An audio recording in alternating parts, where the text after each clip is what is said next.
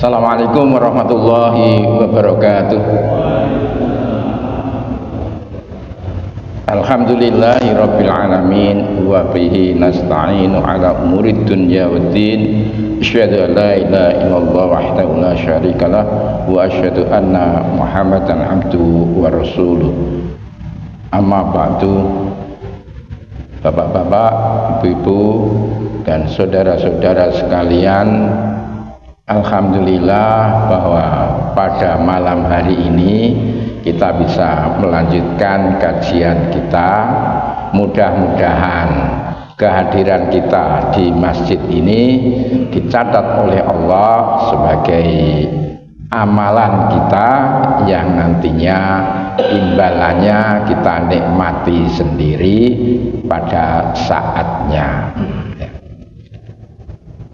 Ibu-ibu, bapak-bapak dan saudara-saudara sekalian, kali ini kita melanjutkan kajian pada pertemuan yang lalu. Ini ada kelanjutan yang kemarin belum sempat kita bahas. Sebagaimana sudah disampaikan pada pertemuan yang lalu, ya, bahwa ya, materi sumber keagamaan kita, ya, sumber Islam yang diamalkan oleh Muhammadiyah itu adalah Al-Quran dan As-Sunnah. Ya. Al-Quran kita perlukan karena Al-Quran itu merupakan pokok-pokok ajaran Islam yang sumbernya dari Allah Subhanahu wa Ta'ala. Jadi Al-Quran itu diterima oleh Rasulullah, kemudian harus disampaikan kepada umatnya. Ya. Selain Al-Quran, juga apa yang sudah disampaikan oleh Rasulullah Muhammad SAW itu juga menjadi sumber ajaran Islam yang melengkapi apa yang ada di dalam Al-Quran. Sayangnya bahwa baik ayat-ayat Al-Quran maupun Al-Hadis, ya, kadang-kadang kita temukan bahwa dalamnya terdapat hal-hal yang belum kita ketahui kondisi yang sebenarnya, sehingga kadang-kadang menurut pemahaman kita, ya, antara ayat yang satu dengan yang lain atau antara hadis yang satu dengan yang lain itu kadang-kadang kita pahami sepertinya bertentangan, padahal sebenarnya apa yang sudah ditetapkan dalam Al-Quran maupun dalam hadis itu sebenarnya tidak ada pertentangan. Hanya saja pemahaman para fuqaha, ya, kadang-kadang memahaminya cukup sulit, ya, sehingga kadang-kadang ayat-ayat maupun hadis-hadis tersebut, ya, nampaknya seperti bertentangan, ya. Karena sebenarnya ayat-ayat Al-Quran maupun hadis, ya, itu tidak mungkin bertentangan, ya. Oleh karena itu, kalau terdapat seakan-akan itu pertentangan, tentunya kita harus berupaya untuk bisa menyelesaikan permasalahan atau hal-hal yang nampaknya seperti bertentangan tersebut, ya. Jadi dalam ayat-ayat Al-Quran, ya, maupun dalam hadis-hadis, ya, itu kadang-kadang terdapat lafaz atau pernyataan yang seakan-akan bertentangan. Nah, bagaimana cara mengatasi pertentangan tersebut, ya, sebagaimana kita bahas pada waktu yang lalu, bahwa ketika terjadi pertentangan itu ada 4 macam cara menyelesaikan, ya. Yaitu yang pertama, keduanya itu diamalkan, ya. Dikompromikan sehingga keduanya bisa sama-sama diamalkan, tidak ada yang ditinggalkan, yang dalam ilmu ushul fikih disebut dengan al-jam'u wat taufiq. Itu cara menyelesaikan pertentangan yang pertama. Kalau antara pertentangan-pertentangan tersebut tidak bisa diselesaikan menggunakan al-jam'u wat taufiq, ya, yang kedua-duanya diamalkan, maka cara yang lain adalah salah satu diamalkan dan yang lain ditinggalkan. Yang dalam hal ini ada 2 macam, yaitu bisa menggunakan nasakh, ya, dan juga bisa menggunakan tarjih. Kalau menggunakan nasakh itu yang diamalkan itu yang munculnya belakangan. Kalau ayat Al-Quran, ya, yang diwahyukan lebih belakangan itu yang diamalkan. Yang diwahyukan lebih dahulu itu ditinggalkan. Itu kalau menyelesaikannya menggunakan nasakh, ya. Nasakh itu penghapusan, ya. Sebenarnya ya kalau ayat Al-Quran ya bukan ayatnya itu dihapus, ya, tetapi pengamalannya itu diganti yang lebih belakangan, ya.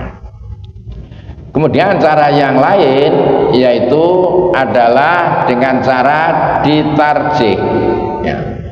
Jadi dengan nasakh maupun ditarjih itu sama-sama yang diamalkan salah satu dari 2 itu, yang lain itu ditinggalkan, ya.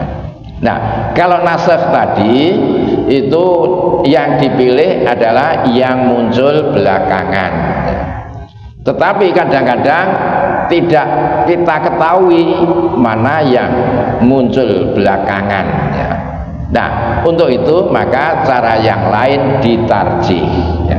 Kalau ditarjih itu yang dicari adalah mana yang lebih kuat, ya, mana yang lebih kuat, ya, ini. Jadi baik nasakh maupun tarjih, ya, itu dua-duanya itu hanya mengambil salah satu, ya, ini. Nah, selanjutnya nanti akan kita sampaikan, ya, beberapa contoh, ya, yang menurut para ulama itu dianggap bertentangan, ya, ya, karena kalau menurut Allah itu enggak ada yang bertentangan, ya, ini.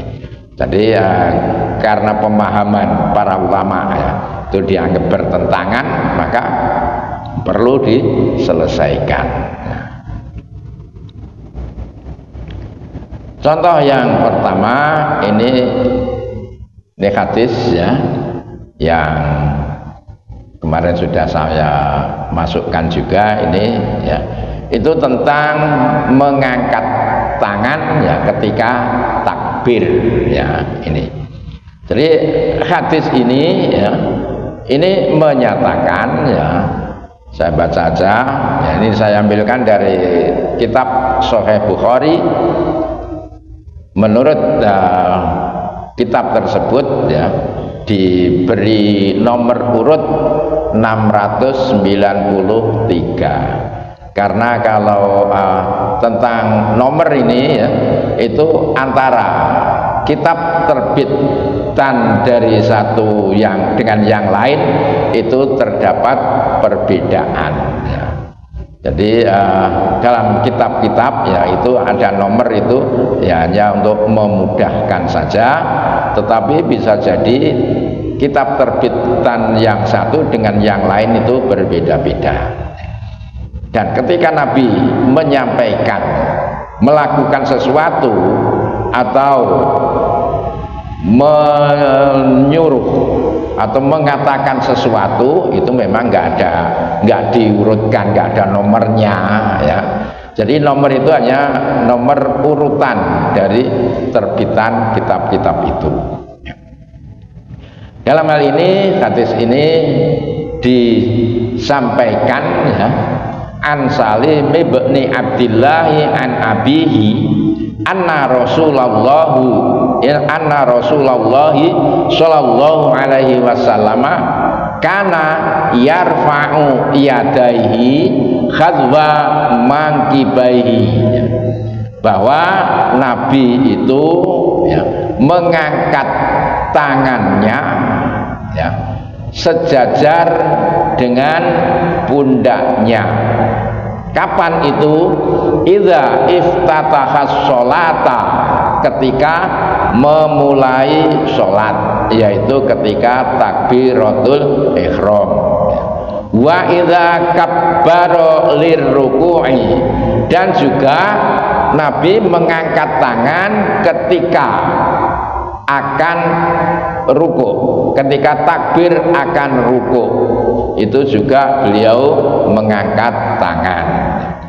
Wa idza rafa'a ra'sahu minar ruku'i, dan juga Rasulullah ketika takbir itu mengangkat tangan ketika bangun dari ruku atau ketika iktidal, itu juga mengangkat tangan ya. Wa idza rafa'a ra'sahu minar ruku'i rafa'ahuma kadzalika aidzon ya. Wa qala sami'allahu liman hamidah ya. Rabbana walakal hamdu, wa kana la yaf'alu dzalika fis sujud ya. Jadi Rasulullah tidak mengangkat tangan ya, ketika takbir akan sujud ya. Jadi menurut hadis ini mengangkat tangan ketika takbir itu ketika takbiratul ihram, kemudian ketika akan ruku, kemudian ketika i'tidal, itu mengangkat tangan ketika takbir ya. Tetapi ketika takbir akan sujud ya, itu beliau tidak mengangkat tangan ya. Ini isi dari hadis ini ya. Kemudian ada hadis yang lain ya, yang ini diriwayatkan oleh Imam Tirmidzi ya. Bisa kita temukan dalam kitabnya Sunan Tirmidzi ya. Ini nomornya 238. Ini diceritakan an Alqamah qala Abdullah ibn Mas'udin ala usolli bikum sholata Rasulillahi sallallahu alaihi wasallam fasalla falam yarfa ya, falam yarfa yadaihi ila fi awali marratin ya. Menurut hadis ini ya, itu Rasulullah ya, tidak mengangkat tangan, falam yarfa yadaihi, tidak mengangkat kedua tangan ya, ila fi awali marratin, kecuali dalam permulaan, pada takbir permulaan sholat ya. Jadi menurut hadis ini ya, Rasulullah mengangkat tangan itu ketika takbiratul ihram saja. Nah, dengan hadis yang tadi menyatakan bahwa Rasulullah itu mengangkat tangan ketika takbiratul ihram, ketika akan ruku, ketika bangun dari ruku ya. Sedangkan hadis yang kedua itu hanya mengangkat tangan ketika takbiratul ihram saja. Nah, jadi dengan hadis yang isinya bertentangan itu ya, itu ya harus dipilih ya, dipilih mana yang diamalkan ya. Ini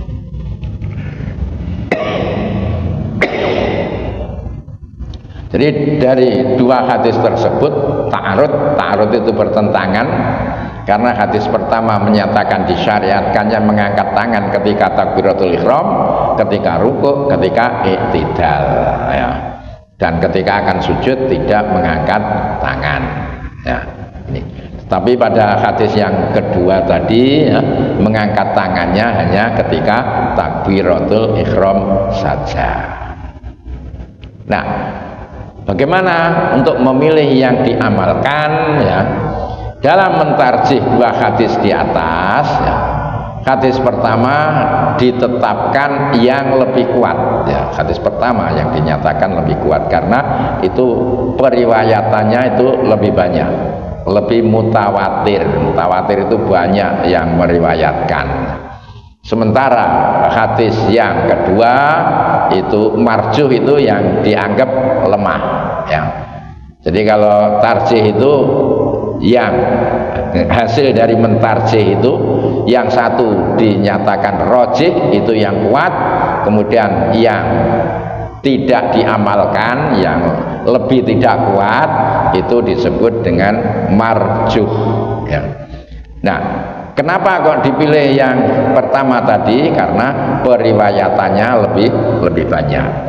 Jadi kaidah-kaidah mentarjih itu ada ya, bermacam-macam bagaimana mentarjih salah satu dari dua sumber yang bertentangan. Menurut hadis ini ya, mentarjihnya itu berdasarkan ya, periwayatannya. Yang periwayatannya lebih banyak itu yang diambil.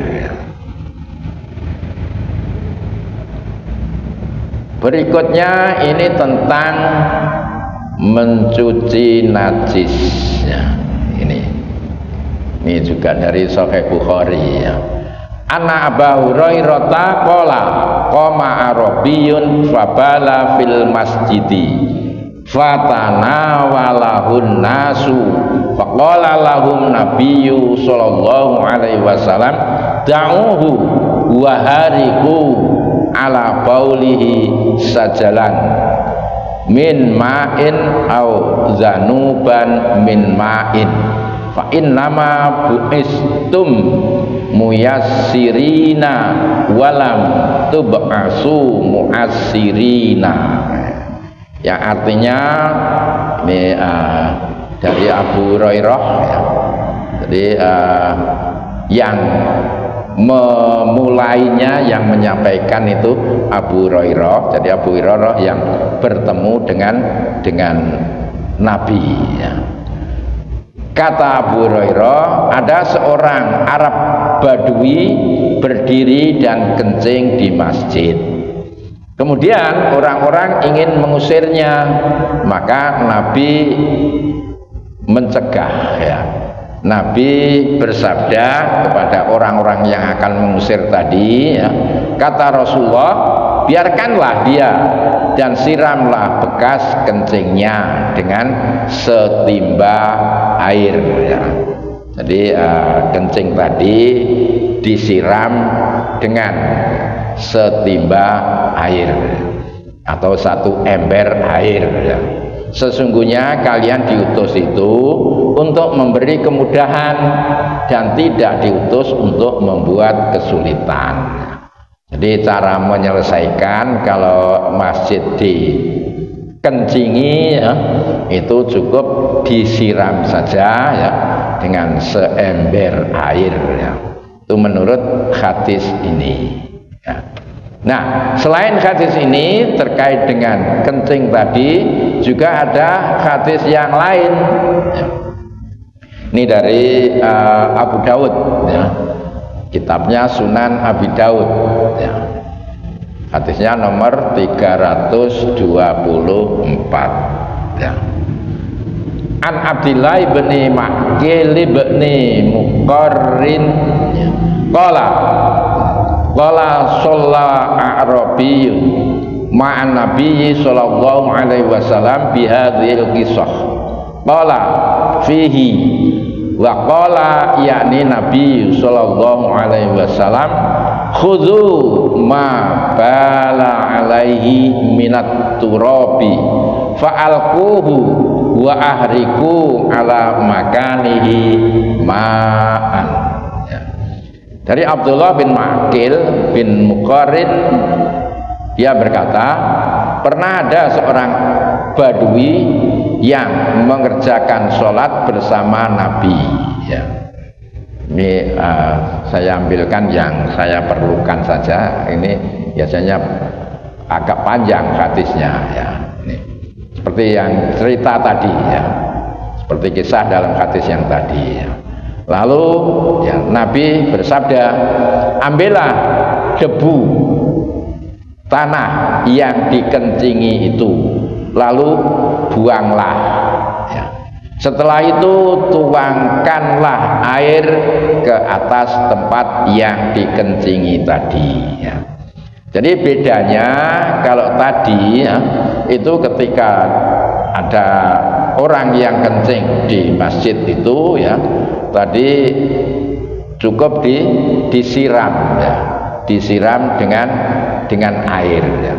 Tetapi menurut hadis yang ini ya, itu tanahnya itu dibuang dulu ya, dibuang dulu ya, kemudian baru disiram. Jadi ada dua macam cara menyelesaikan kalau ada orang kencing di masjid ya.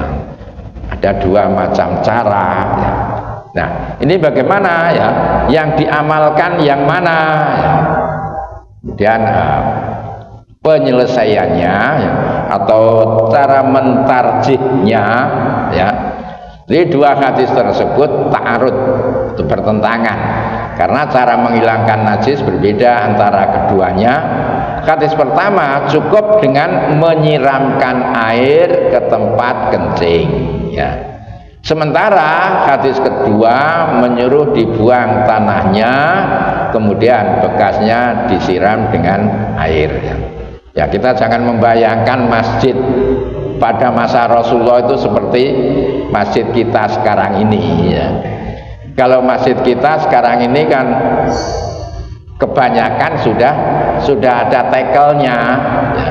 Sehingga ya nggak mungkin kalau diselesaikan dengan mengambil apa itu tackle-nya dibuang dulu, nggak mungkin ya ini. Jadi kalau masa Nabi itu kan nggak ada masjid di tackle, itu nggak ada ya.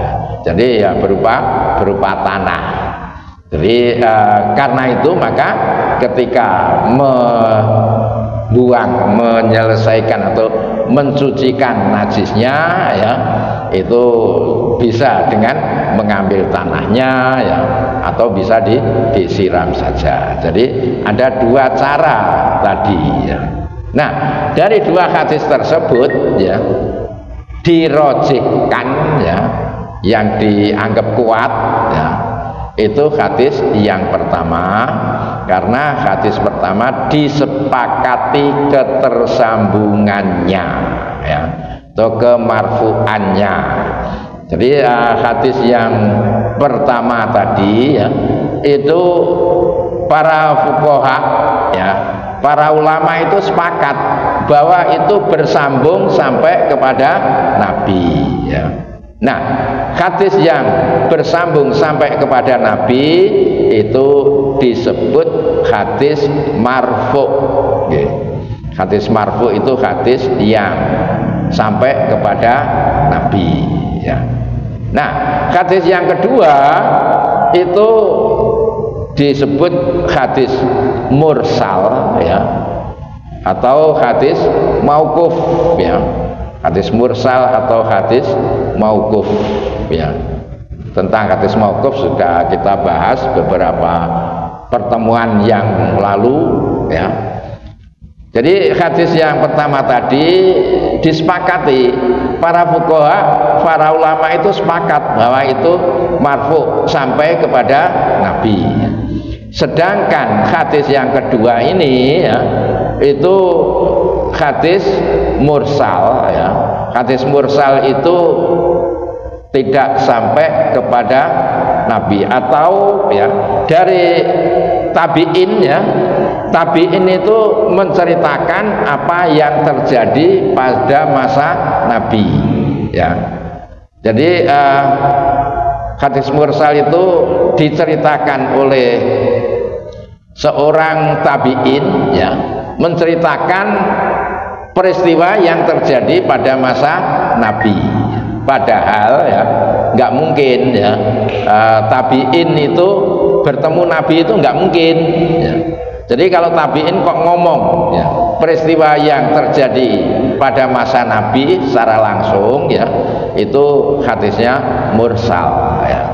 Jadi mursal itu ya nggak melalui sahabat ya. Padahal kalau tabi'in itu menceritakan sesuatu yang terjadi pada masa Nabi ya, itu mesti dari sahabat. Nggak mungkin ya si tabi'in itu bertemu Nabi ya. Jadi karena yang satunya itu sepakat ya, para ulama bahwa itu hadisnya bersambung sampai Nabi ya. Yang hadis kedua tadi itu enggak bersambung sampai Nabi ya, dinyatakan sampai Nabi tetapi ada yang dilewati ya. Itu hadis mursal. Oleh karena itu kemudian yang dirojihkan, yang dianggap ya kuat ya, yaitu yang disepakati ketersambungannya kepada Nabi ya. Jadi ini jadi bermacam-macam kaidah ya.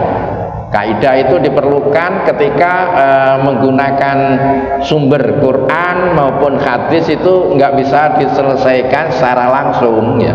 Maka kemudian dibuatlah kaidah-kaidah tertentu ya. Berikutnya ini terkait dengan membaca Al-Fatihah dalam sholat ya. Ini dari Sahih Bukhari, nomor hadisnya 714 ya. Ini sudah sangat terkenal hadis ini ya.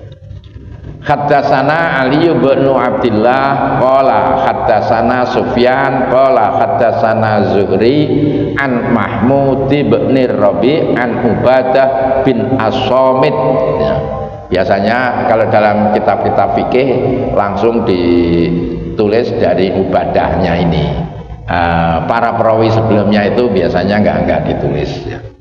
An Ubadah bin Samit anna Rasulullah sallallahu alaihi wasallam qala la sholata liman lam yaqra bi Fatihatil Kitabi ya. Yang artinya tidak sah ya, sholat seseorang yang tidak membaca Al-Fatihah ya. Jadi hadis ini yang diceritakan dari Ubadah bin Samit ini dinyatakan ya, Ubadah bin Samit ini menyatakan bahwa Rasulullah itu bersabda tidak sah sholat seseorang yang tidak membaca Al-Fatihah. Jadi harus membaca Al-Fatihah. Itu hadis yang pertama ya. Kemudian ada hadis lain ya, yang ini saya ambilkan dari Sunan Daruqutni ya. Hadis nomor 1228 ya. Haddatsana Abu Bakrin An-Naisaburi sana ya. Ini haddatsana Bahr bin Nasr, haddatsana Yahya bin Salam, haddatsana Malik bin Anas, haddatsana Wahab bin Kaisan an Jabir bin Abdillah anna Nabiyya sallallahu alaihi wasallam qala ya. Ini intinya ya. Kullu sholatin la yuqra'u fiha bi ummil kitabi fahiya khidajun. ila ayyakuna wara'a imamin. Ya. Jadi kalau menurut hadis yang pertama tadi ya, itu dinyatakan tidak sah sholat seseorang yang tidak membaca Al-Fatihah. Sedangkan hadis yang kedua ini menyatakan kullu sholatin la yuqra'u fiha bi ummil kitab, setiap sholat ya, yang tidak membaca Al-Fatihah di dalamnya ya, maka ya, sholatnya tersebut ya, itu dianggap kurang ya. Jadi sholatnya kurang sempurna kalau tidak dibaca Al-Fatihah ya. Ila ayyakuna wara'a imamin, kecuali ya, jadi masih ada ya sholat yang tidak dibacakan Al-Fatihah ya, itu bisa sah ya, kalau sebagai makmum ya.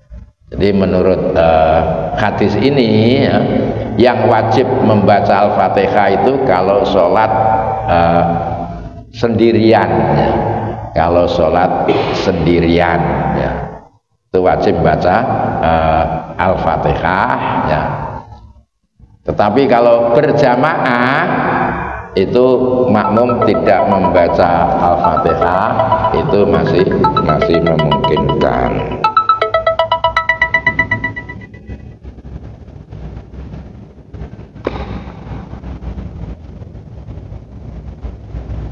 Jadi hadis yang satu dengan yang kedua ini berbeda. Kalau yang satu tadi pokoknya gak membaca Al-Fatihah ya gak sah ya. Tapi kalau hadis ini kalau nggak membaca Al-Fatihah, tapi kalau sendirian itu nggak sah. Tetapi kalau sebagai makmum itu masih memungkinkan tuh ya. Tapi kalau dalam hadis ini hanya kurang saja, kurang sempurna ya. Nah, bagaimana mengkompromikannya atau menasakh atau mentarjih ya. Nah, maka dalam mentarjih ya, kedua hadis tersebut ta'arud ya, bertentangan. Karena hadis pertama menyatakan wajibnya membaca Al-Fatihah secara mutlak. Jadi secara mutlak itu artinya nggak ada batasan apa-apa ya. Pokoknya gak membaca Al-Fatihah ya nggak sah ya. Sementara hadis yang kedua tidak diwajibkannya membaca Al-Fatihah khusus bagi makmum ya.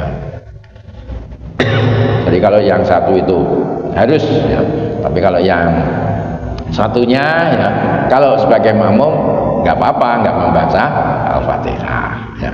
Nah, pada hadis pertama disepakati kemarfu'annya seperti tadi ya. Ada kesepakatan bahwa hadis itu marfu' sampai kepada Nabi. Sementara pada hadis kedua diperselisihkan apakah termasuk hadis marfu' kah ataukah hadis mauquf ya. Oleh karena itu dalam hal ini yang dirojihkan, yang dianggap kuat itu adalah hadis yang pertama ya. Jadi kalau sholat ya harus membaca Al-Fatihah ya. Kalau enggak membaca Al-Fatihah ya dianggap tidak sah. Nah, oleh karena itu di HPT ya, di Muhammadiyah itu baik berjamaah maupun sendirian munfarid ya, itu tetap disuruh membaca Al-Fatihah ya. Hanya saja kapan membacanya ya, ini yang seringkali antara satu dengan yang lain itu berbeda-beda ya. Ada yang menyatakan kapan membaca Al-Fatihahnya makmum ya. Ada yang menyatakan ya di sela-sela ketika apa itu imam membaca Al-Fatihah ya, atau juga nanti ketika imam sudah selesai membaca Al-Fatihah, ya, baru makmum membaca Al-Fatihah. Hanya saja kadang-kadang ketika imam selesai membaca Al-Fatihah langsung membaca surat yang lain, ya. Nah, ketika si imam itu setelah membaca Al-Fatihah itu ada jeda, ya, itu enak, ya. Jadi si makmum bisa membaca Al-Fatihah ketika si imamnya jeda setelah membaca Al-Fatihah sebelum membaca surat, ya. Tetapi ketika si imam setelah membaca Al-Fatihah langsung membaca surat, ya itu yang agak kesulitan, ya ini. Jadi tetapi tarjih menyatakan pokoknya harus membaca, ya. Ini. Jadi kapan bacanya ini yang saya belum menemukan kesepakatan yang tepat itu seperti apa, ya. Ini.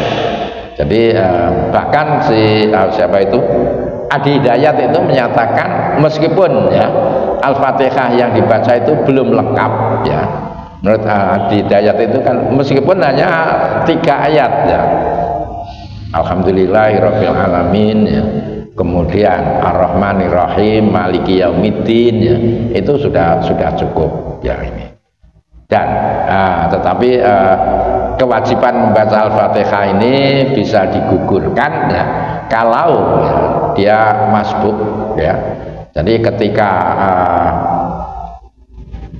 dia ikut berjamaah itu sudah imam sudah selesai atau hampir rukuk, ya.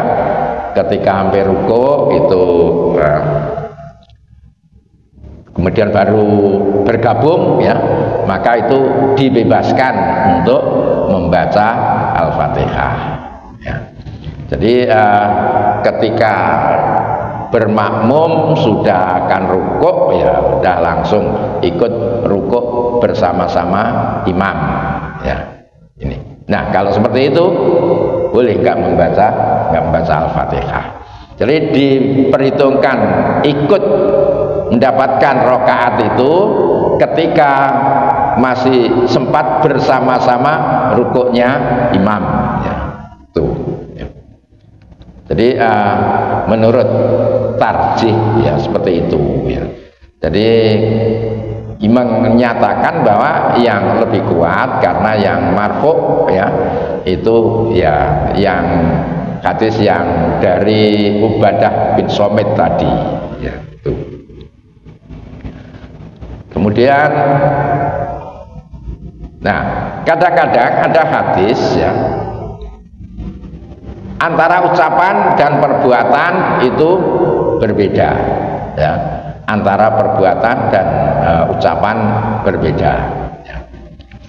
Contohnya ini hadis dari Muslim, ya, hadis nomor 2522.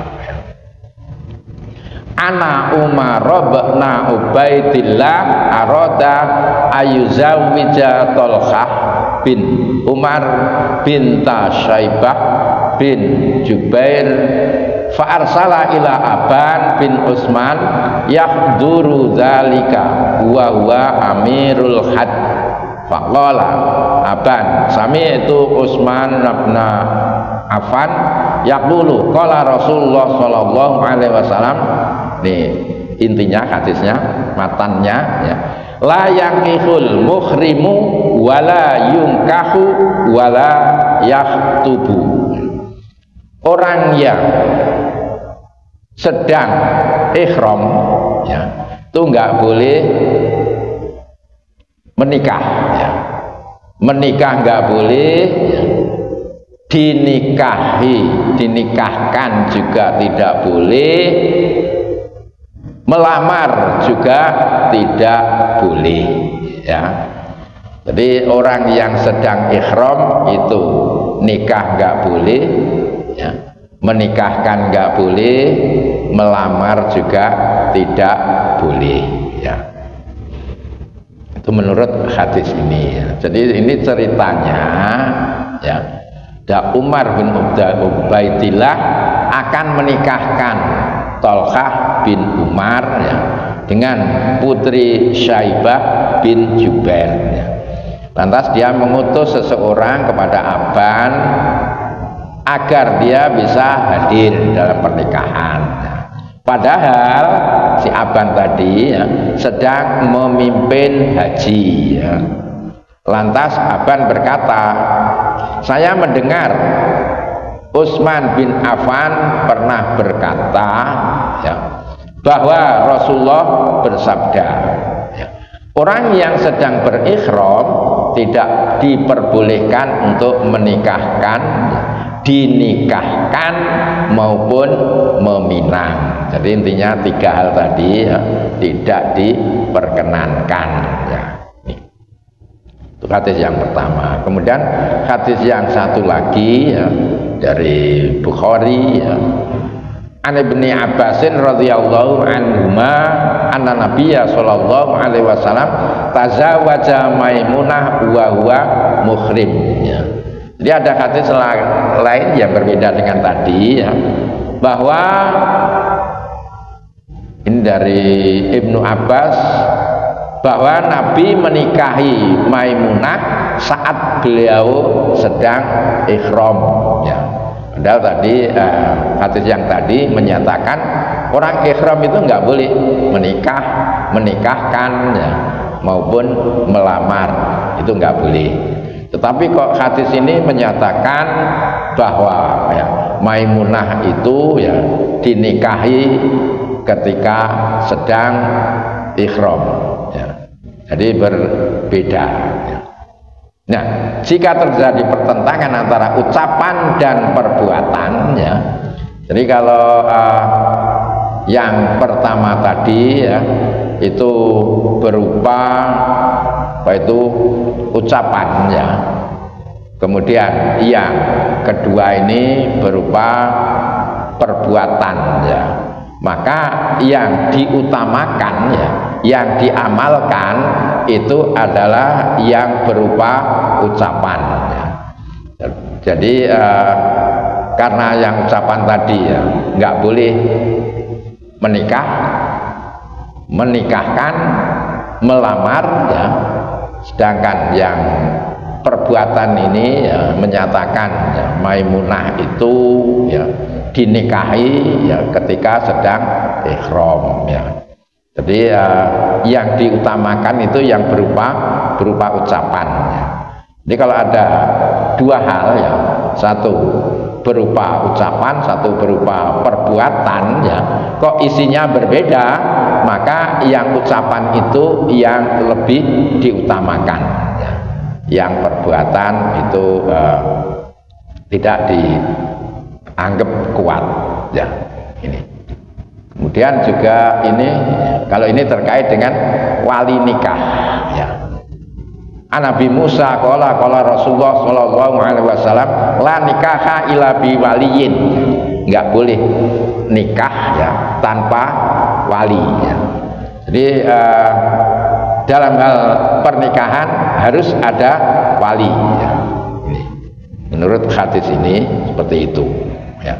Kemudian hadis yang satu lagi ya, ini menyatakan, ini dari Muslim ya, An Ibni Abbas anna Nabiyya sallallahu alaihi wasallam qala al ayyimu ahaqqu bi nafsiha min waliyiha wal bikru tusta'zanu fi nafsiha wa idnuha sumatuha qala na'am ya.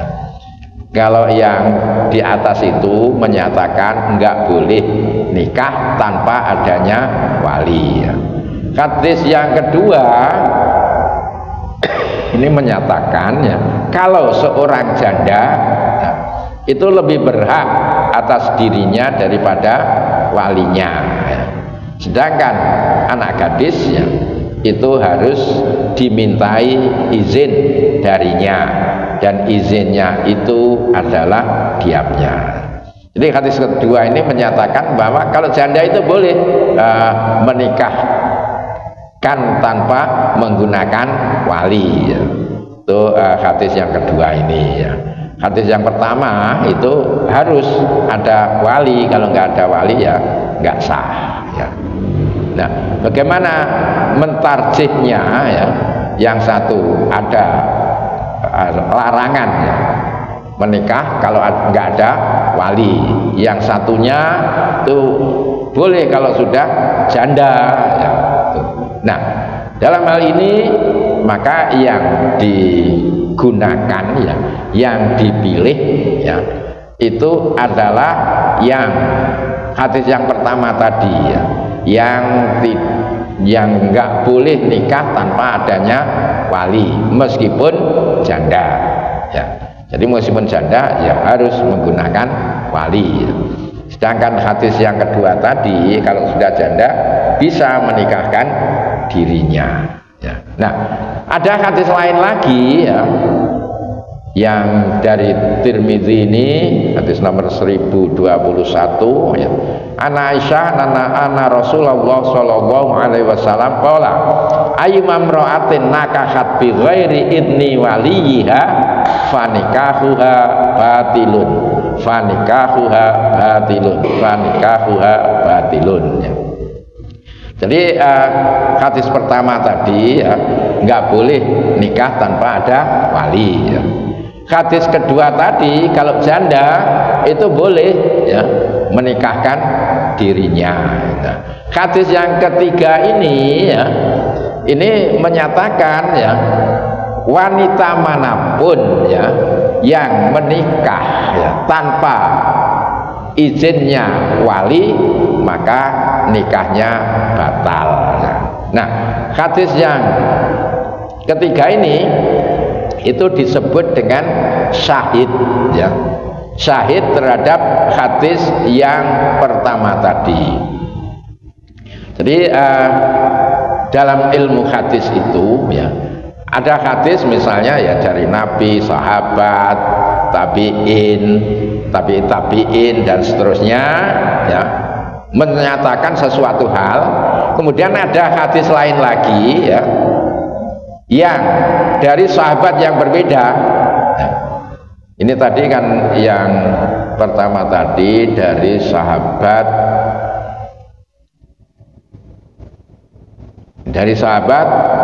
Abu Musa ya, dari sahabat Abu Musa ya. Terus dari hadis yang ketiga ya,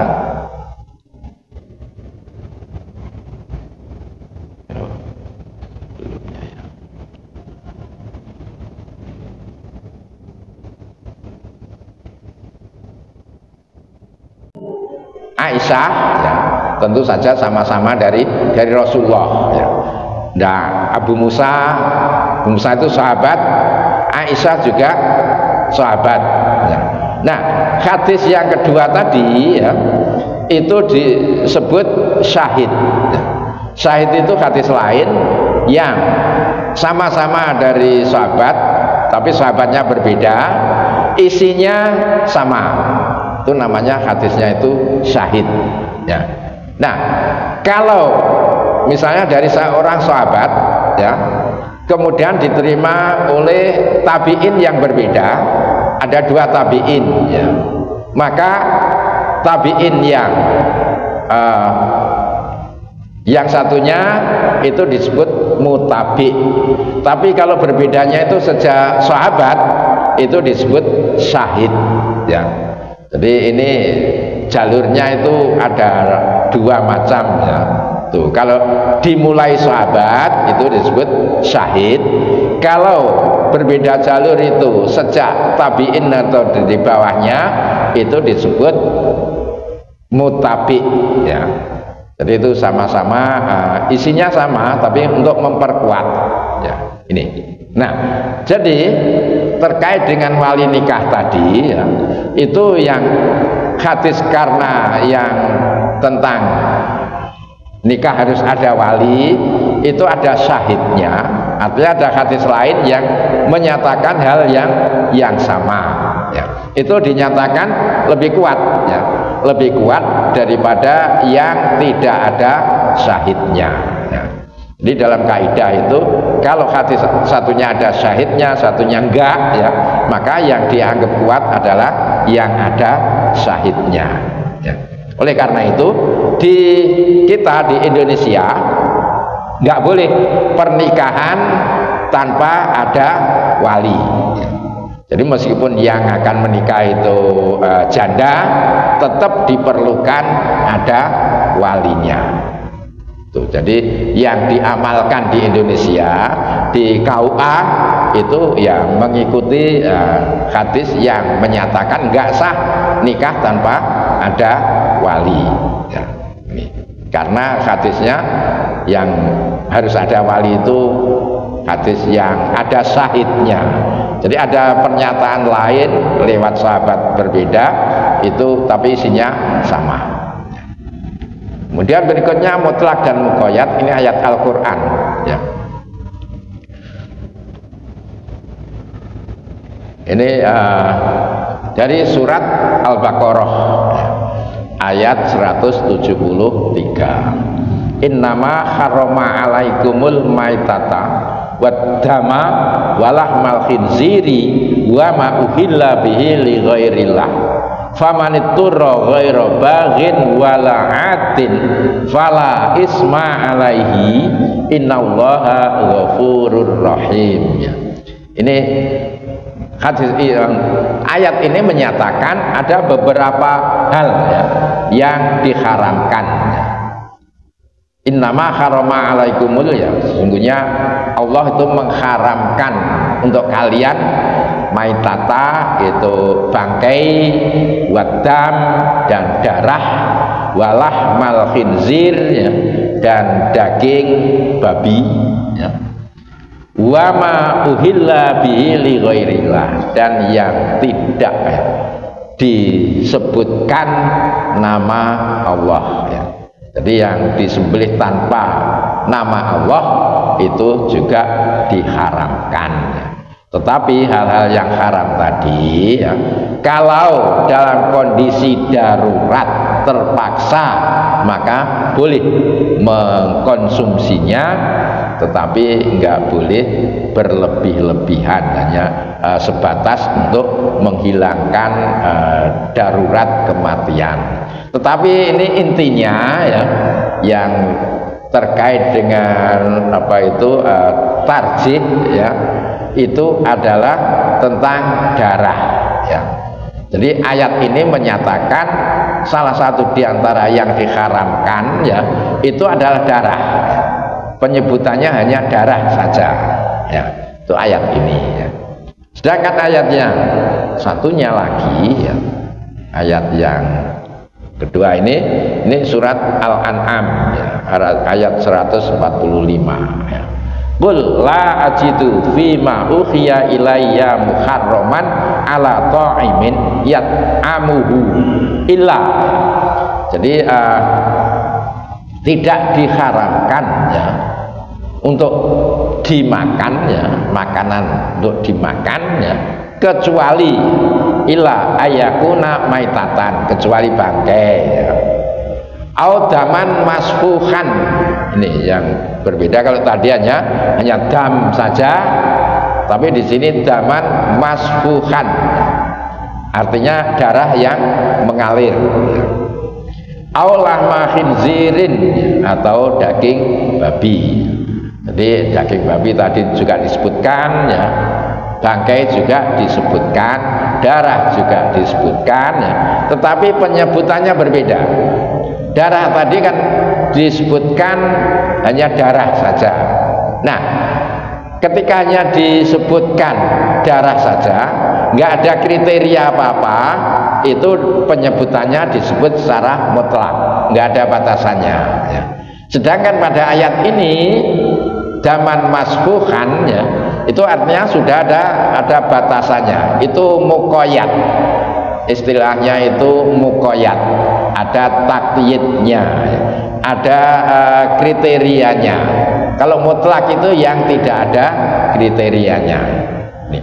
Jadi menurut ayat ini yang diharamkan ya, itu darah yang mengalir ya, Sedangkan darah yang tidak mengalir ya, itu enggak ya. Seperti apa itu hati ya, itu termasuk yang tidak mengalir ya, itu boleh ya dikonsumsi. Jadi ayat ini menjelaskannya secara muqayyad, sudah ada kriterianya. Dan yang ayat tadi itu secara mutlak, tidak ada kriterianya. Nah, kalau terjadi pertentangan, satunya dinyatakan secara mutlak, satunya dinyatakan secara muqayyad ya, maka yang dikuatkan ya, yang dianggap kuat adalah yang muqayyad ya. Jadi dengan dua ayat yang penyebutannya berbeda tadi, yang satunya secara mutlak yang nggak ada batasannya, satunya disebutkan secara muqayyad ada batasannya, maka yang dikuatkan, yang ditarjih, yang dianggap rojih itu adalah yang muqayyad ya, yang sudah ada batasannya. Yang nggak ada batasannya itu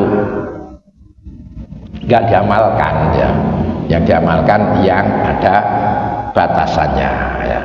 Maka dalam hal ini yang diharamkan hanya darah yang mengalir saja ya. Ini bapak-bapak yang bisa saya sampaikan, intinya bahwa meskipun ya kita itu bersumberkan pada Quran dan hadis ya, meskipun dua-duanya itu sudah ada ya, tetapi kadang-kadang isinya itu bisa berbeda-beda, kadang-kadang bertentangan. Nah, ketika ada hal-hal yang bertentangan itu ya harus diselesaikan ya. Ketika akan menyelesaikan itu ya diperlukan beberapa macam kaidah ya. Kaidah itu ya aturan yang bukan hadis ya, bukan ayat ya, tetapi itu digunakan ketika nggak bisa menemukan Quran, hadis yang bisa digunakan menyelesaikan masalah secara langsung ya. Jadi perlu adanya kaidah-kaidah itu ya. Kaidah-kaidah itu biasanya kita pelajari dalam ilmu ushul fikih.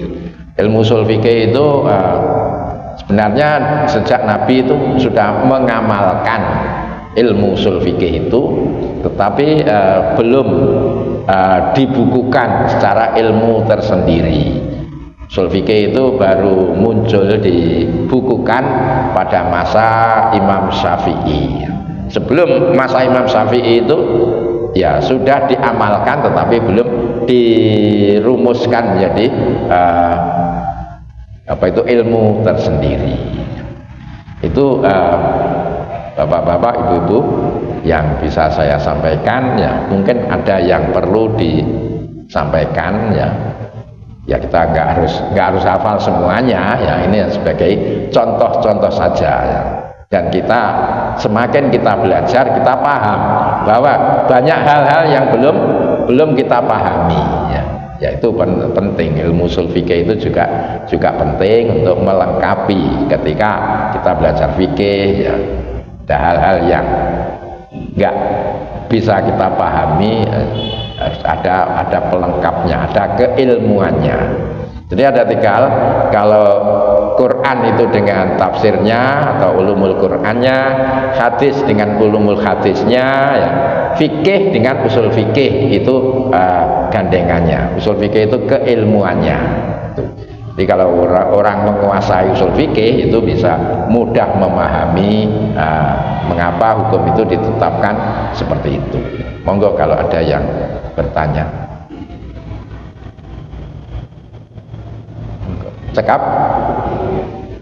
Kalau kita cekap, kita akhiri, monggo kita tutup dengan kafaratul majlis. subhanakallahumma wa bihamdika asyhadu an la ilaha illa anta astaghfiruka wa atubu ilaik. Akhirnya assalamualaikum warahmatullahi wabarakatuh.